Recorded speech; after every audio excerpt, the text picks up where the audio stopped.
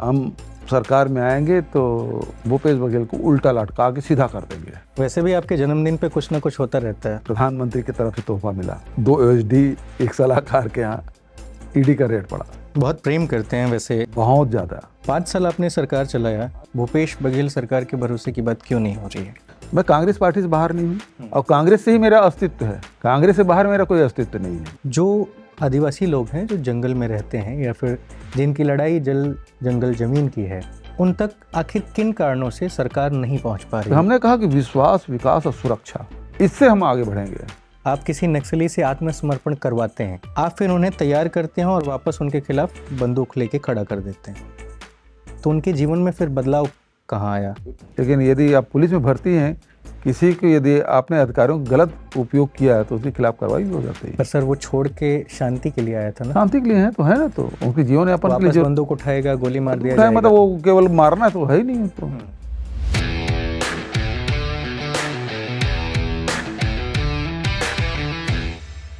नमस्कार, मेरा नाम अनिल शारदा है। जस्ट के ऑन द रिकॉर्ड शो में आप मन के खूब स्वागत आहे मुख्यमंत्री श्री भूपेश बघेल जी। नमस्कार। नमस्ते सर। जय जोहार। जय जोहार सर। कहाँ से शुरू करें सर, क्योंकि चुनाव का पूरा माहौल शुरू है, आप बैक टू बैक दौरे पे हैं, तमाम दिल्ली से भी बड़े नेता आ रहे हैं और विपक्ष के भी कई बड़े नेता आ रहे हैं जो अलग अलग तरह के वादे कर रहे हैं। कुछ वादे आपने भी किए, कुछ पूरे हुए, कुछ नहीं भी हो पाए। अभी का जो आपका शेड्यूल है उसके बारे में थोड़ा बताइए, फिर आगे सवाल से मैं शुरू करूँगा। देखिए, सबसे पहली बात यह है कि हम सत्ता में होते हुए भी 4 घोषणाएं हमारे नेताओं ने कर दिया है। भारतीय जनता पार्टी अभी एक भी वादा या घोषणा उन्होंने नहीं की कि सरकार में आएंगे तो क्या करेंगे। इसका अर्थ ये हुआ कि भारतीय जनता पार्टी मान लिया है कि हम लोग विपक्ष में रहेंगे। जो घोषणा करते हैं उसमें सवाल उठाते हैं वो कि ऐसे कैसे हो सकता है, तो ये सवाल करते हैं। तो इसका मतलब ये है कि उनके पास देने के लिए, कहने के लिए जनता के पास कुछ नहीं है। वो केवल ये है कि हम सरकार में आएंगे तो भूपेश बघेल को उल्टा लटका के सीधा कर देंगे। इसके अलावा कोई बात नहीं कहते हैं। वैसे भी आपके जन्मदिन पे कुछ ना कुछ होता रहता है। हाँ, जन्मदिन के दिन बड़ा तोहफा दिया था मेरे सलाहकार के यहाँ। कैसे याद करते हैं आप पिछले 5 साल में अपने जन्मदिन को? अपने जन्मदिन में देखिए, ये है कि पहले तो मैं परिवार के साथ मनाता था और उसके पहले कहें शादी के पहले तो मैं मनाता भी नहीं था। जब शादी हुई तो पत्नी वो मनाना शुरू की, फिर बच्चे हुए तो बच्चे भी उस पार्टी में शामिल हो गए, फिर कुछ मित्र आ गए तो वो भी शामिल हो जाते थे। जब राजनीति में आए तब फिर लोगों ने फिर जन्मदिन मनाना शुरू किया। किसी ने व्हाट्सएप में लिख दे कि आज भूपेश भैया का जन्मदिन है, जन्मदिन की बधाई। किसी ने विज्ञापन दे दिया, तो फिर वो धीरे धीरे फैल गया, तो अब वो हज़ारों की संख्या में लोग मनाने लगे। अब उसके बाद अभी इस साल के जो जन्मदिन है वो यादगार रहा, क्योंकि प्रधानमंत्री की तरफ से तोहफा मिला और मेरे 2 USD एक सलाहकार के यहाँ ईडी का रेट पड़ा। तो बहुत बढ़िया तोहफा था। बहुत प्रेम करते हैं वैसे, बहुत ज़्यादा वो आपसे। खैर आगे बढ़ते हैं। छत्तीसगढ़िया सबसे बढ़िया, ये आपका एक नारा है और 1 नवंबर को पूरे 23 बरस पूरे हो रहे हैं छत्तीसगढ़ को नवगठित हुए। छत्तीसगढ़ की बेहतरी के लिए और क्या प्लान है, क्या कर रहे हैं आप, और अगर आप जीत जाते हैं तो और क्या कुछ करेंगे? देखिए, छत्तीसगढ़ में काम करने के लिए बहुत गुंजाइश है, बहुत संभावनाएं हैं, क्योंकि अपार संभावनाओं वाला प्रदेश है। यहाँ आर्थिक स्थिति और लोगों को मजबूत की जा सकती है। दूसरा, शिक्षा के क्षेत्र में, स्वास्थ्य के क्षेत्र में, रोजगार के लिए बहुत सारे काम किए जा सकते हैं। यहाँ पर्यटन की संभावनाएं बहुत अधिक है, क्योंकि प्राकृतिक रूप से बहुत समृद्ध है हमारा छत्तीसगढ़। यहाँ वाटरफॉल भी है, यहाँ गुफाएं भी है, यहाँ पहाड़ भी है, बहुत खूबसूरत पहाड़ भी है, बड़े बड़े बांध भी है। तो सभी प्रकार के जो पर्यटक पसंद करते हैं। यहाँ क्लाइमेट भी अलग अलग आप देखेंगे। ये मैदान में ठंड कम पड़ती है, लेकिन आप बस्तर या सरगुजा चल रहे हैं तो ज़बरदस्त ठंड पड़ती है। कभी कभी तो 1 डिग्री टेम्परेचर या 0 डिग्री टेम्परेचर तक पहुँच जाता है। और मौसम के हिसाब से भी कहें, सभी मौसम यहाँ है छत्तीसगढ़ में। तो हर प्रकार से ये प्रदेश बहुत समृद्ध है और उसको लोगों को लाया भी जा सकता है पर्यटन के हिसाब से। विकास के दृष्टिकोण से यहाँ खनिज भी बहुत है, तो खनिज का समुचित दोहन करके यहाँ के लोगों को समृद्ध भी किया जा सकता है, जैसे इन 5 वर्षों में हमने किया कि जो संपदा है उसको आम जनता के हित में, चाहे वो मजदूर हो, चाहे महिला हो, युवा हो, किसान हो, इसके लिए हमने मतलब उन क्षेत्र में हमने काम किया। तो उसके कारण से क्या हुआ कि लोगों की जेब में जब पैसा गया तो व्यापार व्यवसाय भी फला फूला, उद्योग भी चले।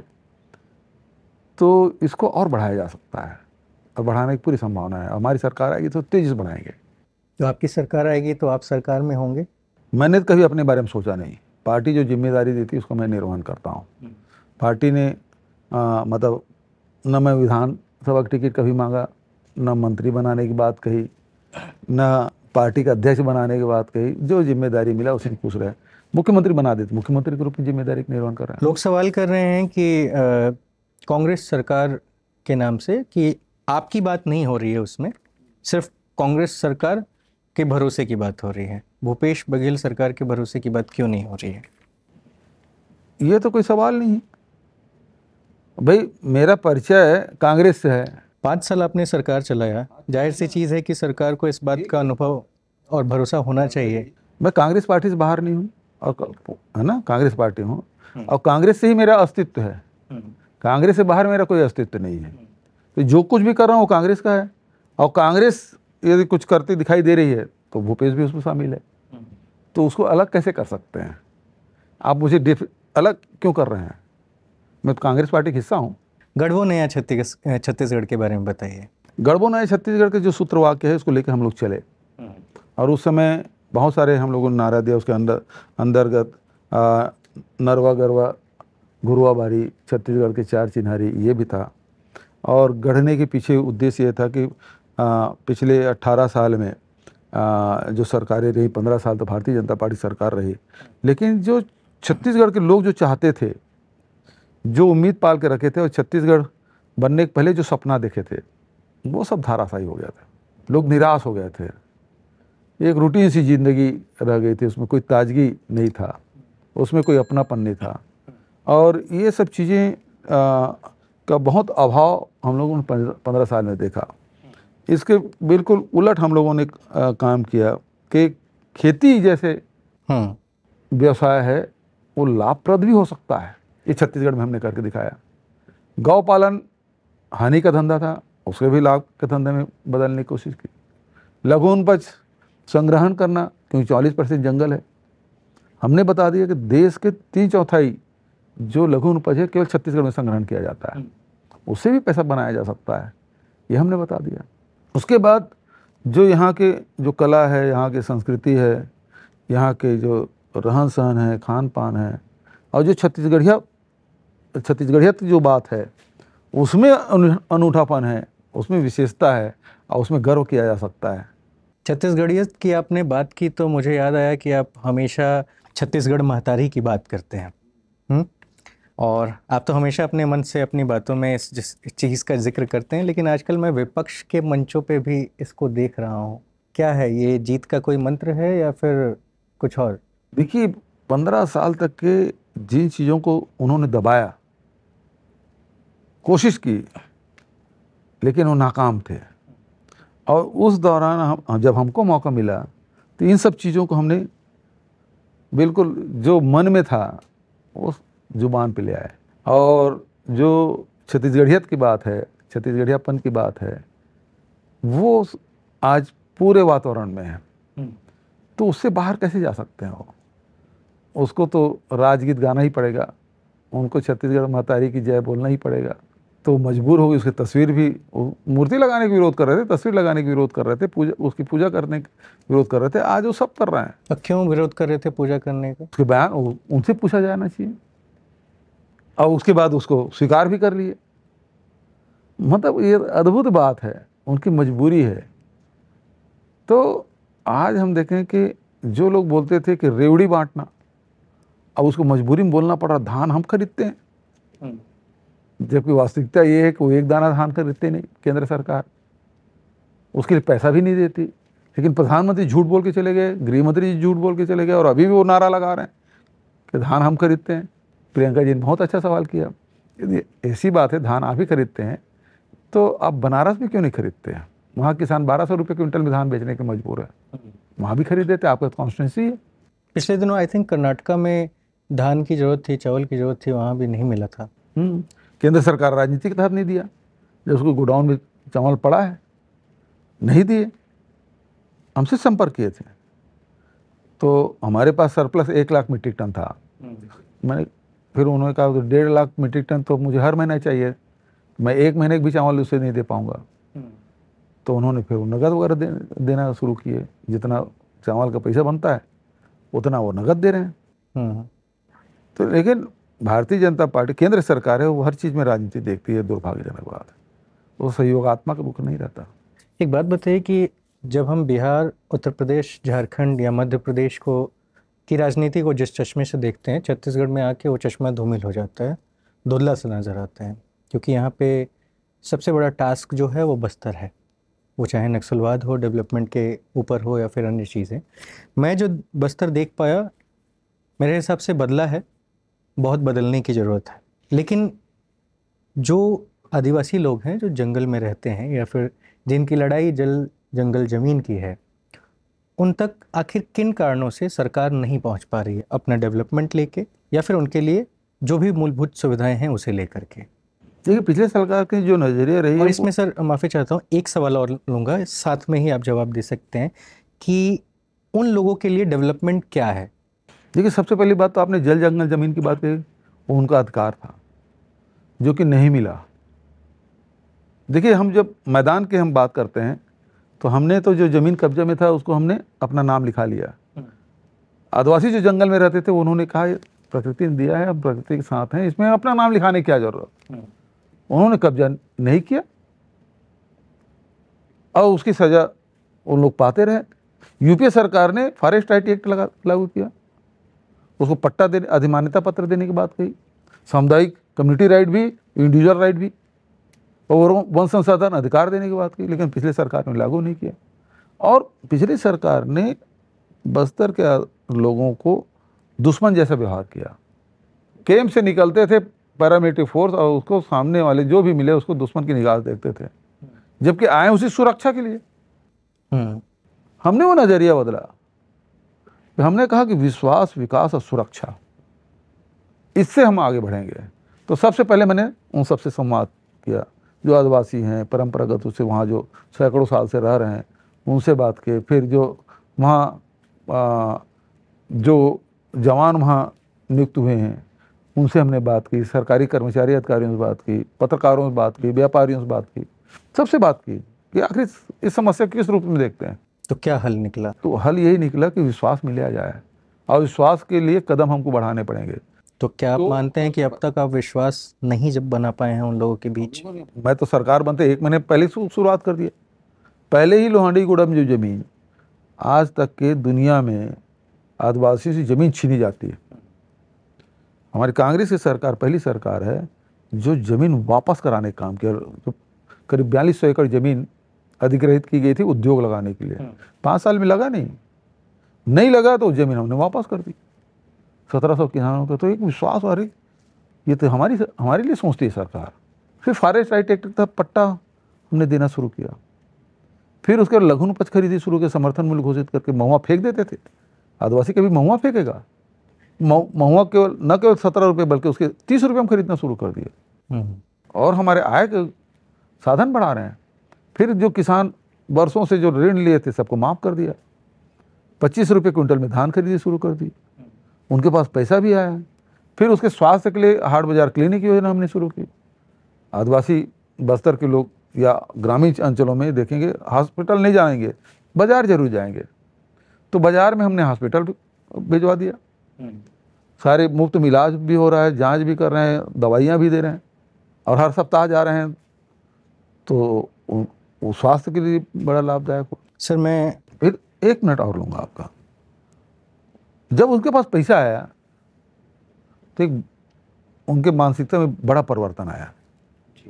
परिवर्तन ये आया कि बस्तर में पहले जो सड़कें बनती थी ना, तो वहाँ के लोग ये सोचते थे ये सड़क है वो पैरामिलिट्री फोर्स के आने जाने के लिए है। लेकिन जब पैसा आया तो उनके पास 2 पहिया भी वाहन भी खरीदे, 4 पहिया वाहन भी खरीदे, हर गांव में खरीदे, तो रोड है उनकी आवश्यकता हो गई। तो पहले रोड काटते थे, लेकिन 5 साल हो गए एक भी रोड नहीं कटा बस्तर में। ये परिवर्तन आया। अब सड़कें हैं वो उनकी आवश्यकता हो गई। दूसरी बात ये है कि वहाँ जाने के बाद बच्चों की शिक्षा के लिए बड़े चिंतित बस्तर के लोग। तो वो स्वामी आत्मानंद अंग्रेजी स्कूल मांगे। जब भी गया जहाँ गया तो मुझे हमको अंग्रेजी स्कूल चाहिए, स्वामी आत्मानंद अंग्रेजी स्कूल। और दूसरी बात मांगे हमारे यहाँ बैंक खोल दीजिए, कोऑपरेटिव बैंक सोसाइटी खोल दीजिए, क्योंकि उनके पास पैसा है। पहले बैंक के कर्मचारी आते भाग जाते थे, अब ये है कि बैंक में लाइन लगी रहती है कि पैसा निकालना उनको। तो ये बस्तर संभाग के पूरे 7 जिलों में आपने किया? सब जगह, बस्तर में भी, सरगुजा में भी। और पैसा चूंकि ये मैदानी हिस्सा है तो बैंक है ही ज़्यादा है, लेकिन वहाँ तो नक्सली कारण से बैंक खुलना दूर की बात, स्कूल और आंगनबाड़ी केंद्र उससे ज़्यादा, पीडीएस साहब तक तो नहीं खुले थे। ये सब हमने खुलवा दिया। 300 स्कूल बंद थे, वो हो गया। सबके आधार कार्ड बनाए, सब में टीचर आ गए सर? सब जगह अपॉइंटमेंट कर दिए, क्योंकि अंदरूनी क्षेत्र है। तो फिर वहीं के बच्चे जो 12वीं पढ़े हैं, पास हुए हैं, कॉलेज पढ़े हैं, शिक्षा मित्र के रूप में उनको पदस्थापना की, ताकि कम बच्चे पढ़ें। तो क्योंकि अभी बस्तर फाइटर की जब भर्ती की तो गांव में 5वीं पास बच्चे नहीं मिल रहे थे, लेकिन बस्तर फाइटर हमने नियुक्त किया। जो बच्चे पढ़े हैं सबकी बस्तर फाइटर में नियुक्ति की। तो नौकरी भी दिया, सरकारी नौकरी। वहाँ नक्सलीत ये कहते थे कि आप ये बस्तर फाइटर में भर्ती करोगे, भर्ती नहीं होना है, उनकी पहली शर्त। लेकिन हुए 2000 से अधिक भर्ती कर दिया हमने। तो ये जो जिन लोगों की भर्तियां हुई हैं, ये लोग आत्मसमर्पण किए हुए लोग हैं या फिर आपने गांव से उठा के लोगों को? आत्मसमर्पण वाले तो पहले से हो गए थे, कि नया रिक्रूटमेंट हुआ। इसमें एक सवाल है सर, आप किसी नक्सली से आत्मसमर्पण करवाते हैं, क्यों? क्योंकि वो हिंसा को छोड़े और एक आम जीवन जिए, यही होता है ना कॉन्सेप्ट। लेकिन आप क्या करते हैं, किन्हीं भी सरकारों में ये हुआ हो, चाहे वो पीछे बीजेपी की सरकार में हुआ हो या आपकी सरकार में हुआ, आप फिर उन्हें तैयार करते हैं और वापस उनके खिलाफ बंदूक लेके खड़ा कर देते हैं। तो उनके जीवन में फिर बदलाव कहाँ आया? लेकिन ये है कि नक्सली मारते हैं, है ना, तो उनके लिए कोई कानून तो रहता नहीं उसका, नक्सलियों का। मार दे, हत्या कर दे, कोई बात नहीं। लेकिन यदि आप पुलिस में भर्ती हैं, किसी को यदि आपने अधिकारियों का गलत उपयोग किया है तो उसके खिलाफ कार्रवाई भी हो जाती है। पर सर वो छोड़ के शांति के लिए आया था ना? शांति के लिए है तो है ना, तो उनके जीवन यापन के लिए बंदूक उठाएगा, गोली मार दिया जाएगा, मतलब वो केवल मारना तो है ही नहीं। तो पुलिस वाले कहाँ गोली चला, मतलब ये है कि आप कानून के हिसाब से नहीं चलेंगे, ऐसा तो नहीं लिखा है। आप आत्मसमर्पित यदि नक्सली हैं तो आपको छूट थोड़ी है कि आप किसी की भी गोली मार दें। आपको नियम से चलना पड़ेगा, संविधान के मुताबिक चलना पड़ेगा। अंतर ये है। आपकी पाटन सीट जहाँ से आप 5 बार विधायक रहे, 2008 में आपके भतीजे विजय बघेल ने आपको इस सीट से चुनाव में हराया था, और इस बार फिर वो आपके सामने है। वो एक बार नहीं 3 बार हो गया, ये 4थी बार है। तो क्या भाजपा की ये मजबूरी है? अब उसको कोई कैंडिडेट नहीं मिल रहा है, वो सांसद बन गए थे, उसको फिर मेरे खिलाफ लड़ा रहे हैं। अभी बुरी तरह से हारेगा वो। बस्तर में मैं एक समस्या देखा जो मैं चाहता हूँ, मुझे उम्मीद है कि आप दोबारा सरकार में आते हैं तो शायद उसकी सुधार हो। देखिए, आपको भी विश्वास है कि हमारी सरकार दोबारा आ रही है? तो मेरा सीधा सा सवाल कि मैं वहाँ पे दंतेवाड़ा से बचेली एक जगह है, वहाँ पे मैं गया था। एनएमडीसी से कुछ पानी निकलता है लाल रंग का।